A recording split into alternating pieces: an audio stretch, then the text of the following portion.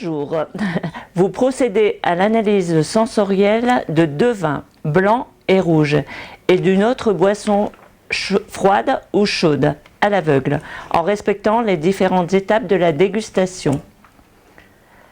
Lors de l'analyse sensorielle, vous devez proposer une technique de service et de mise en conformité et proposer une entrée, un plat en accord avec les vins et les boissons proposés. Très bien. Mesdames, Messieurs, ici nous sommes en présence d'un joli vin blanc, belle couleur or pâle qui se révèle avec de jolis reflets légèrement verdis. Un vin qui ne présente ni gaz ni sédiment, qui est dans un parfait état sanitaire. Des larmes quant à elles qui sont plutôt nombreuses et qui ruissellent assez lentement le long de mon verre. C'est peut-être d'un léger sucre résiduel qui se confirmera peut-être à la dégustation. À terme, un très joli visuel, très appétant, qui nous révèle un vin dans sa jeunesse, plutôt dans une région septentrionale. On a un très joli premier nez, vraiment qui s'exprime tout de suite avec un très joli fruit. On rentre tout de suite ici dans le champ lexical du fruit assez mûr. On pense à la pêche, on pense à l'abricot avec cette légère acidité. On a un côté également végétal. Je pense à des fleurs blanches comme la camomille et l'iris. On a un premier nez qui se révèle en tout cas très rapidement, qui est très plaisant. Et après aération, qui vient s'intensifier davantage. Toujours ici sur les mêmes arômes. On a aussi, après aération, des notes un petit peu plus minérales qui se décèlent également dans le vin. Un très joli nez, vraiment avec une belle complexité. On décèle plusieurs gammes d'arômes, comme je le disais. Et vraiment après aération, je trouve vraiment ce végétal noble qui se révèle davantage. Des jolies fleurs blanches, également ce côté légèrement fougère, mais vraiment une belle fougère qui sentirait bon comme une balade en forêt, pardon. Un nez vraiment très plaisant qui donne envie de poursuivre la dégustation.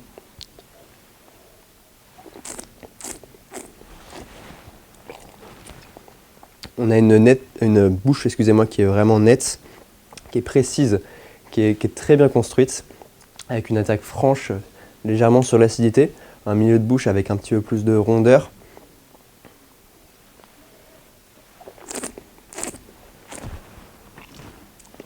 Mais qui, voilà, reste toujours sur ces jolis arômes qu'on décelait au nez.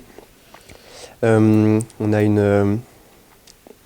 vraiment une belle acidité en milieu de bouche qui vient vraiment faire une belle construction dans ce vin. On a une belle complexité, mais c'est toujours très équilibré. Ça reste vraiment sur une belle fraîcheur. Et on a une bouche qui est vraiment portée vraiment sur le fruit et sur la minéralité, comme je disais. On a une belle longueur également, autour des 5 à 6 caudali, qui permettent vraiment de pousser une belle dégustation. Mais un vin vraiment qui est très plaisant sur l'acidité, assez facile à prendre en main et à déguster, je trouve.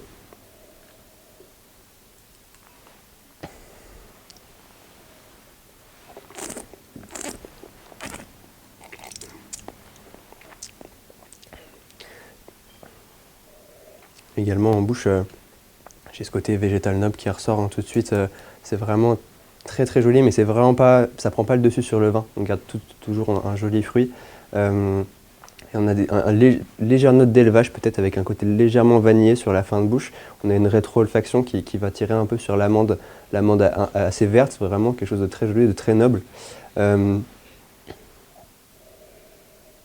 Vraiment une très belle dégustation tout en équilibre. C'est vraiment très bien fait, un très joli pâte d'un vigneron qui sait maîtriser son sujet.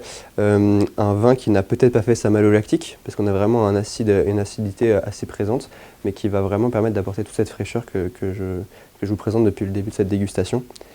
Un vin que je servirais forcément peut-être carafé pour... non, pardon, excusez-moi, pas carafé, mais juste dans des verres assez évasés, pour vraiment permettre d'avoir un nez qui donne tout ce qu'il a à donner, hein, comme on l'a dès les premiers instants.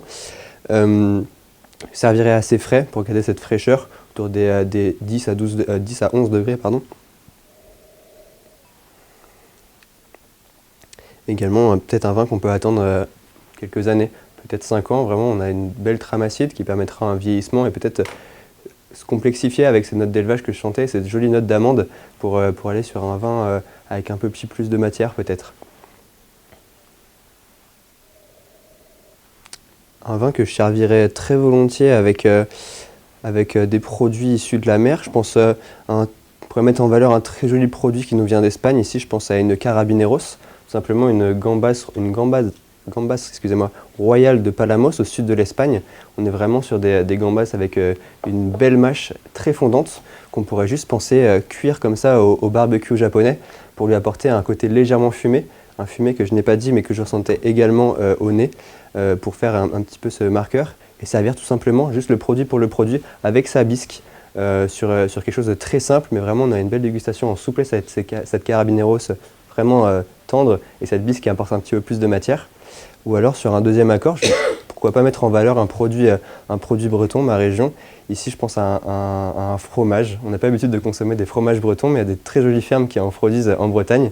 Je pense à la ferme de Bellevue, ici vraiment dans la partie Finistère, sur le type Avez, un fromage pâte pressée cuite qu'on pourrait travailler, non pas déguster comme ça, mais avec pourquoi pas chips de wakame et comme un confit d'algues pour apporter ce côté iodé et cette complexité avec cette belle fraîcheur qu'on avait en bouche. Je pense que ça pourrait faire parfaitement l'accord.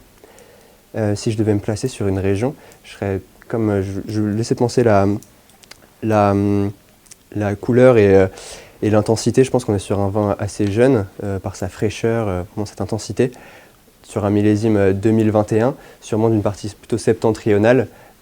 Ici, faites attention, on a dépassé très bien. La moitié, il vous reste 4 minutes. Très bien. Je pense ici à une majorité, pourquoi pas, de Sauvignon, sur un Sauvignon ligérien, d'une appellation comme Sancerre. Sur un millésime 2021, pardon. Pour le rouge, ici une très belle couleur également, une couleur assez profonde, d'un joli rouge rubis avec des reflets légèrement violacés. Je décèle ni dépôt ni sédiments dans mon verre. Des jolies larmes qui ruissellent assez rapidement le long de mon verre. On a un visuel qui est vraiment très appétant, qui laisse paraître un vin dans sa prime jeunesse ou alors en cours d'évolution. Un premier nez qui est très aromatique, on est tout de suite sur la gamme des fruits rouges. Je pense à une framboise, à cette groseille avec une pointe d'acidité également. Mais un nez vraiment qui, par sa simplicité, nous fait vraiment voir des jolis fruits. Après aération.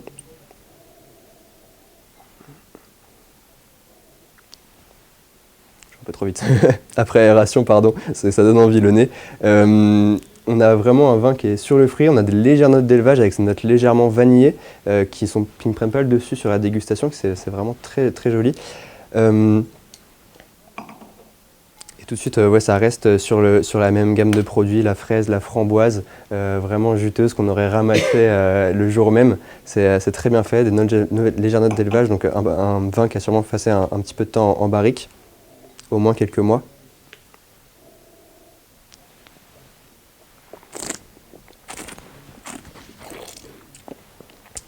Et en bouche, on a vraiment une attaque qui est très fraîche. On est sur la fraîcheur, on a une belle acidité.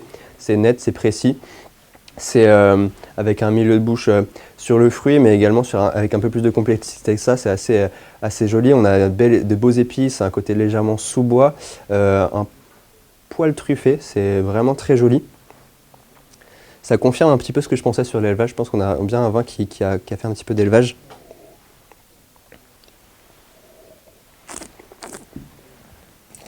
Et voilà, avec une belle complexité, un bel équilibre. Toujours cette acidité qui ne prend pas le dessus.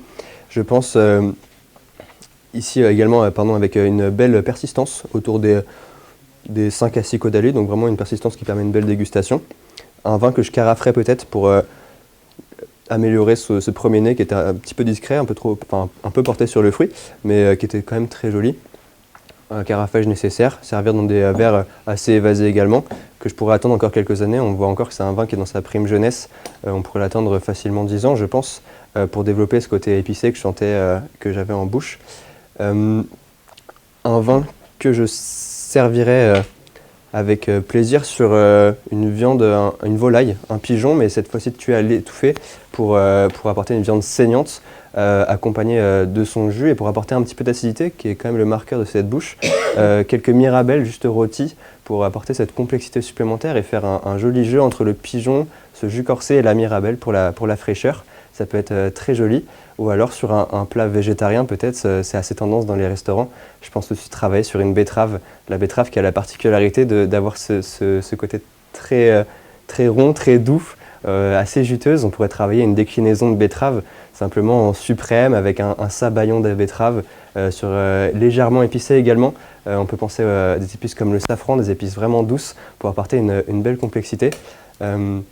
Et qu'on servirait tout simplement avec un jus de betterave au vin rouge pour apporter quelque chose de vraiment réconfortant et qu'on soit dans la douceur pour contrebalancer avec l'acidité de ce vin. Merci beaucoup. Impeccable. Ok, super. Parfait.